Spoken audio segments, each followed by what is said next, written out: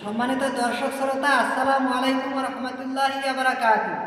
আমি আজকে আপনাদেরকে দেখাবো কিভাবে সঠিকভাবে নামাজে দাঁড়াবেন। অনেকে আমরা নামাজ পড়ি, কিন্তু নামাজে যে দাঁড়ানোর যে একটা সঠিক নিয়ম আছে, এটা অনেকে আমরা জানি না। তো আসুন আমরা সঠিকভাবে নামাজে দাঁড়ার নিয়মটা দেখে নিই।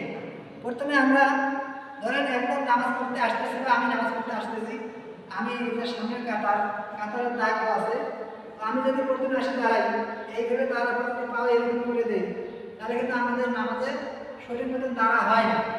অর্থাৎ আমার পা এদিকে একটা গিয়েছে, এদিকে একটা গিয়েছে, এটা কিন্তু নামাজের দাঁড়া সঠিক নিয়ম নয়। কেউ আবার দাঁড়ায় এইভাবে দাঁড়ায়, এটাও সঠিক নিয়ম নয়। আমাদের অরিজিনাল যেটা নিয়ম, আমরা প্রথমে ডান পা দেবো, তারপরে বাম পা দেবো, একবারে সোজাসুজি, অর্থাৎ আমাদের পাগুলো যাতে একবারে কেবলামুখী থাকে। আমাদের বডি, আমাদের মুখ, আমাদের পেট, আমাদের হাত পা বন্ধ করতে হবে, সবগুলো যাতে আমাদের কেবলামুখী থাকে। এটা আছে আমাদের দাঁড়ানোর সঠিক নিয়ম। আমার পায়ের দিকে আপনারা লক্ষ্য করে দেখতে পারবেন, আমি যেভাবে দাঁড়াইছি আমার পায়ের সমস্ত আঙুল কিন্তু কেবলার দিকে রয়েছে। আমি যদি এই পা রেখে বাম পা দিয়ে এইভাবে করি, তাহলে আমাদের একটা আমাদের গিয়েছে অন্যদিকে, আর একটা গিয়েছে অন্যদিকে।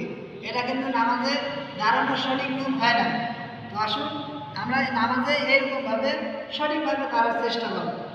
আর অবশ্যই ইসলামিক ভিডিওগুলো ভাই শেয়ার করার চেষ্টা করবেন। আমার ভিডিও যদি ভালো লাগে, আপনার মূল্যবান মতামত কমেন্ট করে জানিয়ে দেবেন। নেক্সট টাইমে আমার ভিডিও পাওয়ার জন্য আমার ইউটিউব চ্যানেলটা সবাই সাবস্ক্রাইব করে পাশে থাকবেন।